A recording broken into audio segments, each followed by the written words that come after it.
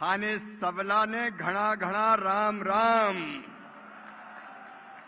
बोलिए भारत माता की, भक्त शिरोमणि मीराबाई की, तेजाजी महाराज की, रामसा पीर की, नागौर की जनता की, सभा में आई बहनों भाइयों की और मेरे भांजे और भांजियों की, मंच पर विराजमान हमारे राजस्थान के विकास के लिए नया रिकॉर्ड बनाने वाले, 2 साल में कर दिया कमाल बारे भैया भजन लाल। अभी मैं देख रहा था, बरसात हो रही थी योजनाओं की, सौगातों की, और सचमुच में 2 साल में नया इतिहास विकास का रच रहा है।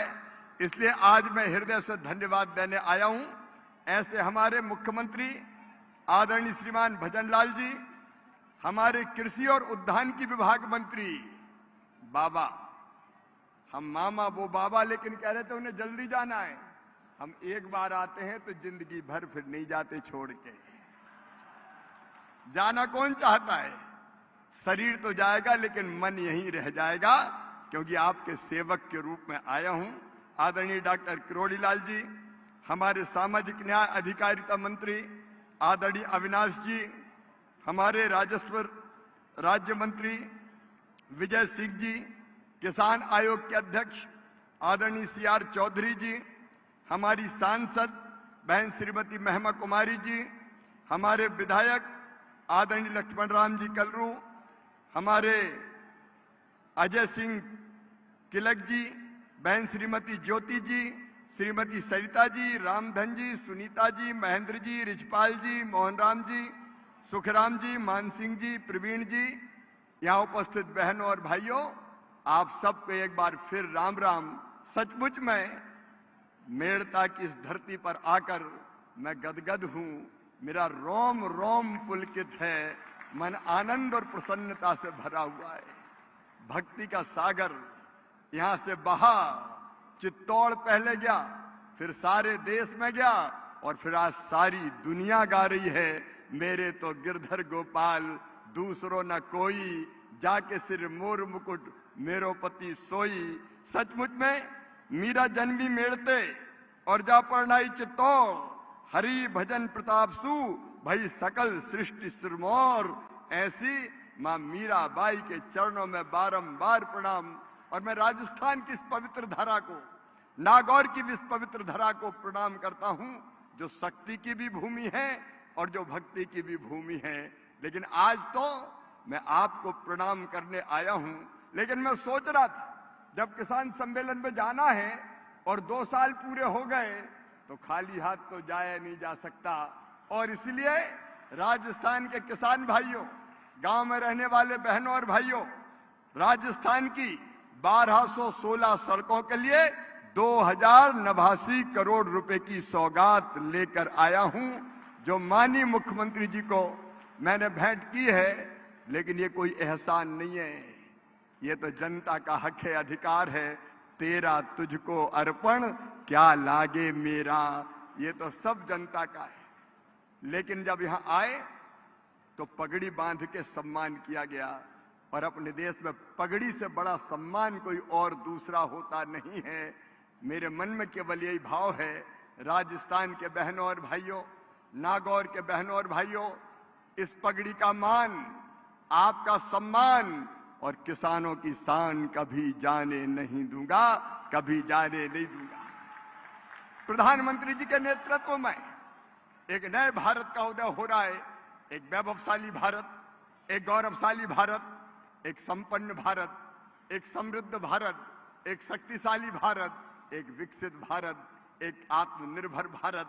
और उसमें प्रधानमंत्री जी ने मुझे जिम्मेदारी दी है किसानों की सेवा।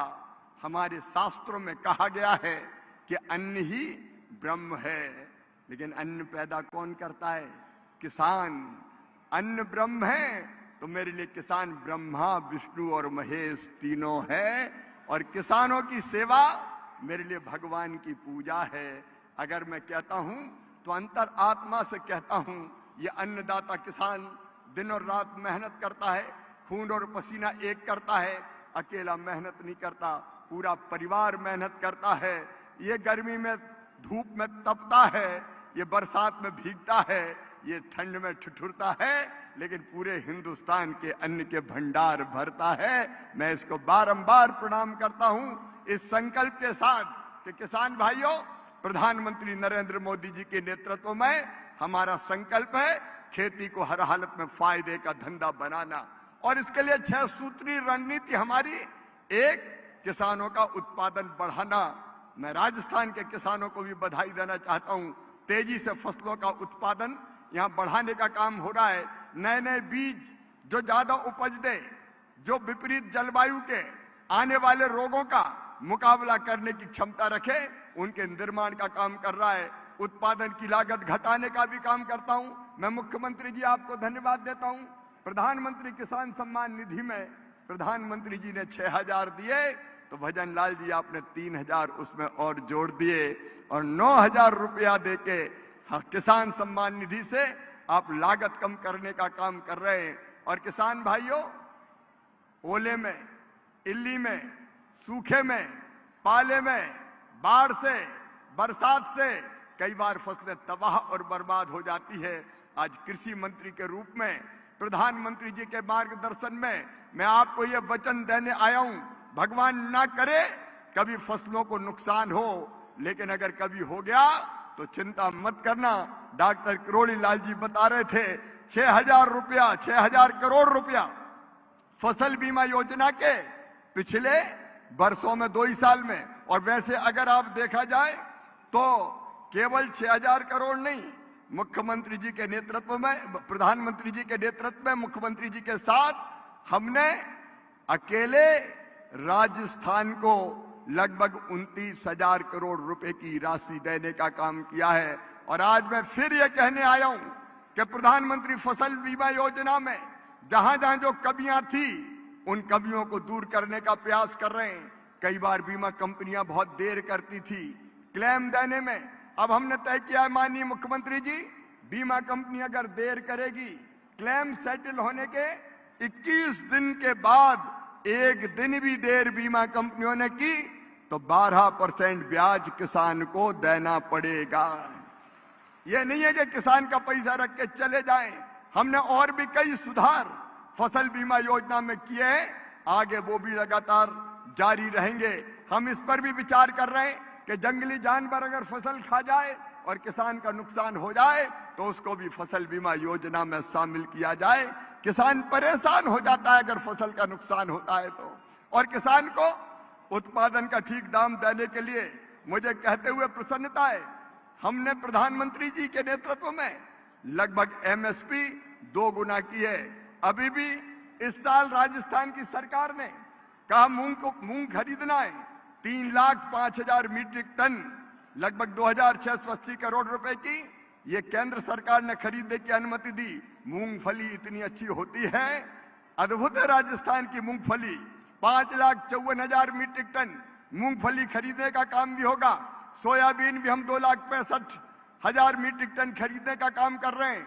और माननीय मुख्यमंत्री जी विपुल और बम्पर उत्पादन किया है। जब जरूरत पड़ेगी, कृषि मंत्री जी भी बैठे हैं, भारत सरकार उचित दाम देने में, एमएसपी में, खरीदी में कोई कसर नहीं छोड़ेगी। किसान भाइयों, आपके पसीने की पूरी कीमत देना है ताकि आप फायदे की खेती कर सकें। लेकिन आज मैं एक निवेदन और करना चाहता हूं। एक नया बिल, एक नया कानून, एक नई योजना बनी है, विकसित भारत जी राम जी योजना। जी राम जी, अब ये योजना क्या है? कांग्रेस के लोग बड़े परेशान हैं, आलोचना कर रहे हैं, गड़बड़ हो गई, लोगों का रोजगार छिन जाएगा। किसान भाइयों और मजदूर भाइयों, मैं ग्रामीण विकास मंत्री भी हूं। आज मैं ये कहने और निवेदन करने आया हूं, ये योजना इतनी बेहतर योजना प्रधानमंत्री जी ने बनाई है कि ये भारत के गांव का कायाकल्प करके रख देगी। मजदूरों का भी कल्याण और किसानों का भी ध्यान, दोनों इसमें रखा गया है। पहली चीज, अभी तक मजदूरों को इस योजना में केवल 100 दिन का रोजगार मिलता था। अब वो 100 दिन का रोजगार बढ़ा के 125 दिन 125 दिन कर दिया गया है। अब 125 दिन किसानों को, मजदूरों को मजदूरी दी जाएगी। जी राम जी, घटाई नहीं है। ये मजदूरों को डराने की कोशिश कर रहे हैं, साजिश रच रहे हैं, भ्रम फैलाने की। लेकिन 100 दिन के बजाय 125 दिन। और ये मामा ऐसे ही नहीं कह रहा, इसके लिए पैसा भी आदरणीय मुख्यमंत्री जी और किरोड़ी लाल जी हमने बढ़ाए। अभी तक 88,000 करोड़ रुपया केवल मनरेगा का बजट होता था। कांग्रेस ने तो 40,000 करोड़ से ज्यादा कभी खर्च नहीं किए। ये नरेंद्र मोदी जी है जिनने 1,11,000 करोड़ रुपया तक हर साल देने का काम किया। लेकिन अब इस साल जो प्रस्तावित बजट है वो है 1,51,282 करोड़ रुपया। 1,51,282 करोड़ रुपया कांग्रेस ने तो कभी दिया नहीं। कांग्रेस खेत नहीं जानती, गांव नहीं जानती, गलियां नहीं जानती। राहुल बाबा कभी खेतों में गए हो क्या? अरे जिनने खेत नहीं देखे, गांव नहीं देखे, गांव की गलियां नहीं देखी, खेत नहीं देखे, खेत की पगडंडियां नहीं देखी, कीचड़ नहीं देखी, धूल नहीं देखी, जिनको पता नहीं कि मिर्ची ऐसे लगती है कि ऐसे लगती है, वो गांव की और खेती की बात करते हैं। जिनको यह पता नहीं कि आलू जमीन में नीचे होता है कि ऊपर लगता है, कहते हैं गुड़ कहां लगता है, ये आता कहां से है। ये खेती की बात करेंगे। किसान भाइयों, हमने इस योजना में प्रावधान किया है 125 दिन रोजगार के साथ साथ जब 1,51,282 करोड़ रुपया का प्रावधान किया है, तो मुझे आप बताओ गांव का विकास होना चाहिए कि नहीं इससे? अरे बोल कर जोर से बताओ, होना चाहिए कि नहीं? इसको विकसित भारत इसलिए कहा है कि इस योजना में गांव की पंचायती प्लान बनाएगी गांव के विकास का। भैया अब ऐसा नहीं होगा, इधर की मट्टी खोदी और इधर फेंक दी, बरसात के पहले थोड़ी छिलाई की और फिर पानी आ गया, वैल्यूएशन हो गया, पैसा निकल गया। मोदी जी ने तय किया है मजदूर को पैसा भी देंगे लेकिन गांव का संपूर्ण विकास भी करेंगे। एक विकसित गांव, गरीबी मुक्त गांव, रोजगार युक्त गांव हमको बनाना है। और इसलिए किसान भाइयों, गांव के लोग बैठ के प्लान बनाएंगे कि इस पैसे से कौन कौन सा काम होना है। 5 साल में 7.5 लाख करोड़ रुपया लगेंगे इसमें, 7.5 लाख करोड़ रुपया। और ये रुपया अगर गांव में आ गया तो सड़कें चकाचक हो जाएंगी, नालियां बन जाएगी, स्कूल भवन हो, पंचायत भवन हो, आंगनबाड़ी हो, पुल पुलिया हो, सारी चीजें आप बना पाएंगे। और अगर चाहो तो खेत के लिए सड़कें भी बनवा लेना किसान भाइयों। उसकी भी योजना इस योजना में हमने की है कि खेत सड़क भी बनाओ, प्रधानमंत्री सड़क और बाकी सड़कें बाकी योजना में बनेगी। किसान भाइयों, आप जी राम जी योजना से खेतों की सड़कें बनवा लो। गांव में बैठ के आपको तय करना है। यह जरूर तय किया है कि पैसा भ्रष्टाचार की भेंट नहीं चढ़ने दिया जाएगा, संपूर्ण गांव का विकास हो, यह प्रावधान किया है। राजस्थान ने पानी की कमी को कई वर्षों तक भुगता है और इसलिए इस योजना में प्रावधान किया है कि जल संरक्षण के काम प्राथमिकता के आधार पर लिए जाएं। आप तालाब भी बनाए, चेक डैम बनाए, स्टॉप डैम बनाए, बोरी बंधान बनाए। डबरी बीच में बंद हो गई थी तो मुख्यमंत्री जी पधारे थे दिल्ली, ये डबरी तो राजस्थान की जान है। अरे आपकी जान, हमारी जान, डबरी हमने फिर से चालू कर दी। जो जरूरत हो जल संरक्षण के लिए आप काम करवाइए, गांव गांव में पानी बचाने का काम भी करिए। और उसके साथ आजीविका मूलक गतिविधियां वो भी इसके अंतर्गत की जा सकती है। और अगर ज्यादा पानी के कारण, प्राकृतिक आपदा के कारण नुकसान हो तो रिटर्निंग बाल भी बनाओ, जल निकासी का प्रबंध भी करो। लेकिन गांव का संपूर्ण विकास करने का काम इस योजना के अंतर्गत होगा। और एक बात और, अगर इस योजना में समय पर मजदूरी नहीं मिली तो मजदूरों को ब्याज भी देना पड़ेगा। ऐसा नहीं है कि काम करवा लिया तो मजदूरी नहीं दी, उसका प्रावधान भी है। और प्रशासनिक व्यय बढ़ा के हमने कर दिया है 6 से 9%। रोजगार सहायक, पंचायत सचिव, मैट, टेक्निकल स्टाफ, इनको तनख्वाह मिलती रहे, इसलिए हमने 6% से बढ़ा के 9% प्रशासनिक व्यय किया है। मतलब एक साल में 13,000 करोड़ रुपया केवल इसके लिए इस योजना में रखा है। और एक बात और किसान भाइयों, कई किसान कहते थे जब खेती में बुआई का समय होता है, जब कटाई का समय होता है, तो कई बार मजदूर मिलते नहीं है। इस योजना में यह प्रावधान किया है कि 125 दिन की मजदूरी देंगे, लेकिन तब जब बुआई का काम हो, कटाई का काम हो, खेती का सीजन हो, और तब जब खेत में मजदूर भाई बहनों की जरूरत हो, तो मुख्यमंत्री जी आप इस योजना को स्थगित कर सकेंगे, जो राज्य शासन तय करेगा कि ये बुआई का समय, ये 1 महीना अब इसमें मजदूरी का काम नहीं, इसका काम नहीं होगा जी राम जी योजना का। अब खेतों में कटाई और बुआई का काम होगा। तो किसान भाइयों, कटाई और बुआई के लिए भी इधर उधर भटकना नहीं पड़ेगा। आपको ये सुविधा देने का भी काम किया है। ये योजना विकास के लिए भी है, ये योजना मजदूर के लिए भी है, और ये योजना किसानों के लिए भी है। अब मुझे बताओ, योजना अच्छी है कि बुरी है?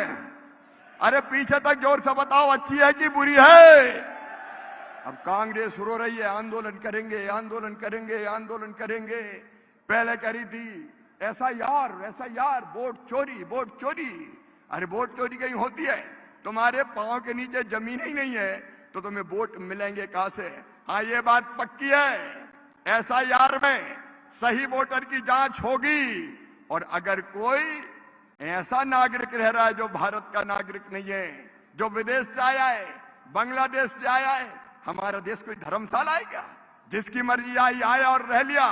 भारतीय जनता पार्टी का और इस सरकार का साफ कहना है कि कोई विदेशी घुसपैठिया अगर इस धरती पर घुसा होगा तो देश के बाहर निकाल दिया जाएगा, वोटर लिस्ट में उसका नाम नहीं होगा किसी भी कीमत पर। अब ये लोग, विपक्ष के लोग कुछ भी कहें, हमें उसकी चिंता नहीं है। मैं तो आज आपको ये निवेदन करने आया हूं कि हर योजना प्रधानमंत्री जी की आपकी भलाई, कल्याण और विकास के लिए है। अभी हम 2 कानून और अगले सत्र तक लाने वाले हैं।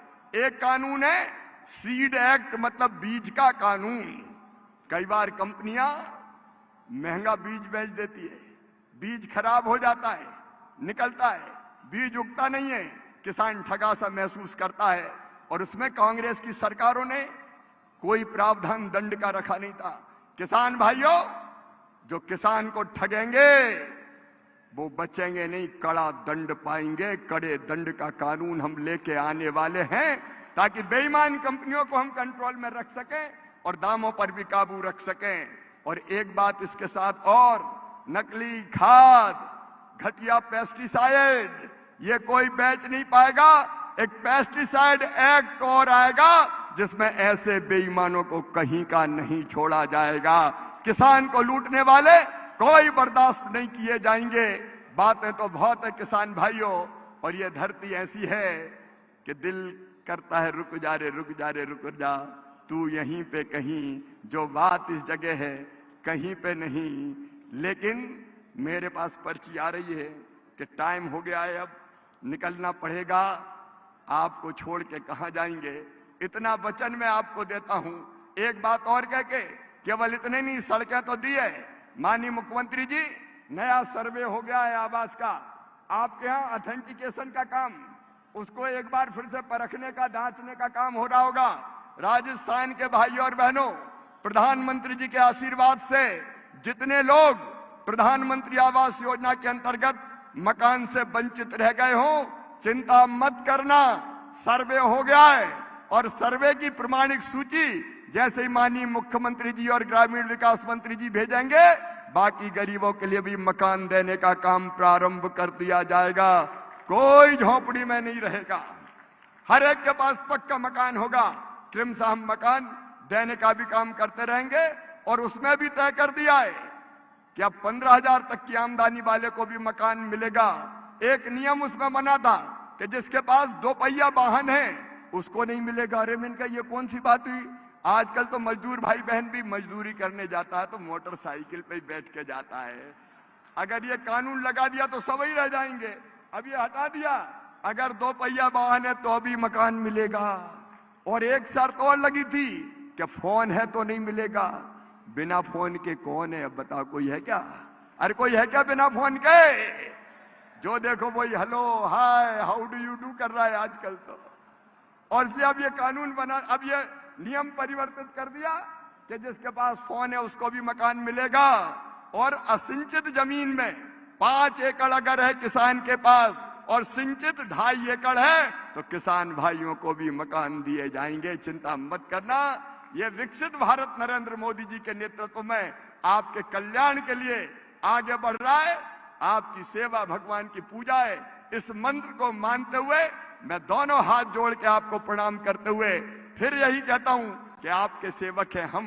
मंत्री के अहंकार से नहीं भरे, आपकी सेवा में ये पूरा जीवन निकल जाए तो मां मीरा की तरह अपनी जिंदगी भी सफल हो जाए। इसी भाव से आज आपके बीच आया हूं। एक बार फिर दोनों हाथ जोड़ के और शीश झुका के आपको प्रणाम करता हूं। आइए प्रधानमंत्री जी विकसित भारत और आत्मनिर्भर भारत को बनाने के मंत्र में लगे हुए हैं। हम भी वैसे भारत के निर्माण में अपनी तरफ से सर्वश्रेष्ठ योगदान दें। हम भी संकल्प लें कि प्रधानमंत्री जी के साथ चलेंगे, अपने मुख्यमंत्री भजन लाल जी के साथ चलेंगे, विकसित राजस्थान बनाएंगे, विकसित भारत बनाएंगे। बोलिए सब तैयार हैं?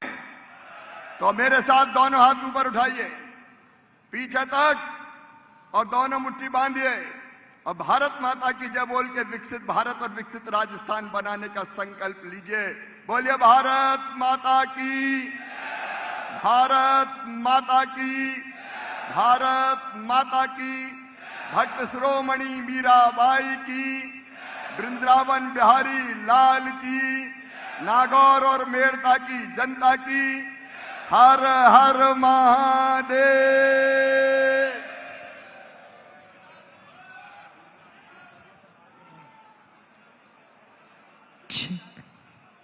माननीय केंद्रीय कृषि मंत्री